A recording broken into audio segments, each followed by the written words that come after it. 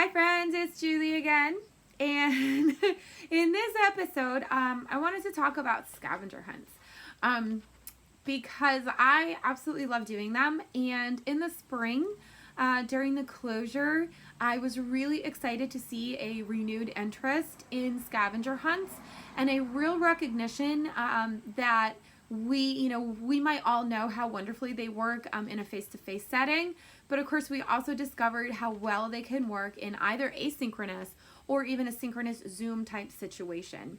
And so that became just one of those activities that we really recognized could be a workhorse for us as teachers, right? Like, an effective activity that we can do in a remote setting, right? As well as face-to-face. What I also love about scavenger hunts is that there are different ways that you can do them, but they're really accessible for even novice learners. And I just love that aspect of them. There's something that we can do with our kids. I love the aspect that we can make them an off-screen asynchronous activity that can get them to go either around their house or outside their house or even outside their window. I love that idea. And I also love the idea that they're fun, right? So I frequently incorporate games and other fun activities in my class, but I will say that this year I am upping that even more. The fun factor, right? Really in an effort to combat some of the anxieties and stresses around COVID that I know my students will be bringing into the classroom. And so, trying to find some ways to mitigate that is definitely really important to me. So what I'd like to do is kind of go through how I've set up scavenger hunts in different formats, and of course keeping in mind the idea of face-to-face, which some of us are going to be face-to-face in the classroom, right? And some of us are also going to have remote. I'm going to have both. And some of us might have an asynchronous component as well, right? So I'm going to kind of go through how scavenger hunts can work for you in all three of those settings. Okay, so let's start with, the kind of traditional scavenger hunt. It's super easy in terms of prep for teachers, and it really utilizes what's already out there. So, it's low prep and lots of fun for kids, right? And that's where you have that board that has the different prompts for them to look for, or a list of things that they have to look for. I will say that I really like a board that gives a visual prompt to help your students. This one, and I mean specifically for my novice students, right? If I had intermediate or advanced students, then I might not provide a picture, but I have novice students, right? So I'm going to be providing as many scaffolds as I can. So this one is in our theme pack seasons, Pepita y el Oso. And there's one actually for each season, which is pretty fun. Even in winter, you can do a scavenger hunt. Just look out the window, right? And the idea is to go outside and find all of the items that are in that are on the board. And usually, if I'm doing this face to face, then I'm going to have a time limit. And you can do that with an asynchronous setting as well, where that's part of your instruction. Find all of these in 3 minutes, right? Set your timer and see if you can find all of them in 3 minutes, like to set a challenge for your students. So, in a face-to-face setting at 3 minutes is probably too little, right? Or however much you want to set it for at home. It could be 5, it could be 10 minutes. Depends, of course, on what the items are that they're looking for. But again, this is, that simple way of doing a scavenger hunt. And I have a number of them, as I said, included in my theme packs. I will put those links in the comments below so you can see what ones we have available. I love that, just as I said, this can be done asynchronously, right? So you send it home to your families, either digitally in an email, or you upload it to your platform, a closed platform that students can then even digitally check off. Or even if you have a service like where your district is sending things home weekly, you could print them out for your families and send them home that way. So there's lots of different ways you can get that board to your students. And then, of course, if it's asynchronous, right, then you have them take a photograph of their board once they're finished, and then they can share that with you. So, pretty cool. So, the next way of doing scavenger hunts is one that we all discovered on Zoom, right? That was a lot of fun. I really enjoyed doing this, where while you were live, you had your students go find something, right? Like, so you would give them a prompt and they would go off and find something and bring it back to the camera, which was a lot of fun. I would comment on all my students' things as they were bringing them back, which was great for interaction and more input.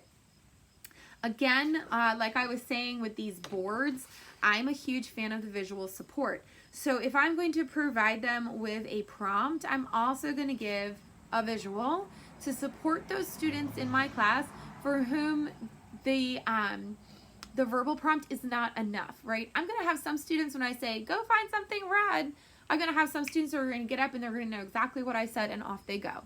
And then I'm going to have some students who are going to have to sit and think, I'm not really sure what she said, or they go back and they get something and it's not red and now they're embarrassed, right?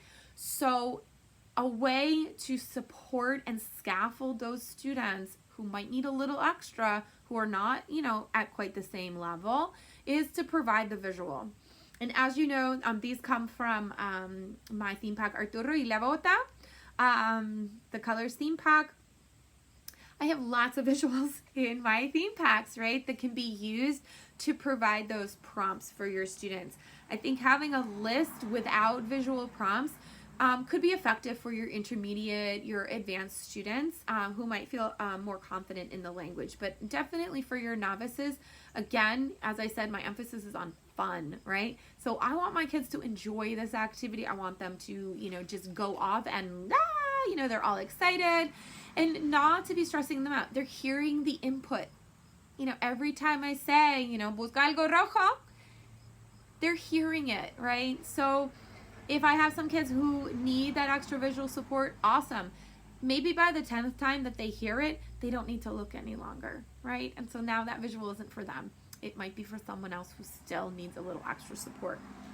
So I really think that that's important. You can also do this in your class for face-to-face. Obviously, the difference is that they're not going to be getting up and going to grab something and bringing it back. One way that you can do that, however, is if they have a piece of paper in front of them or a whiteboard with a dry erase marker and they're looking around the room, you can have them draw it, right? So look for something red, and then they look around the room, and whatever they find that's red, they draw it really quick, right? And then they show. So another way, you've still got your social distancing in place, but you are having fun with them at the same time, and you're practicing. And of course, that's kind of cool because then you can, who has seen the same thing, right? Who has chosen the same thing? So then that provides another opportunity for interaction, right? All of that is authentic interaction, and I love it. Just really, really great. The last way that I'm going to share is where you, and this is definitely more prep, but it's worth it, is where you are actually setting out props for kids to find, okay? So because that they might not naturally occur in the setting where you are.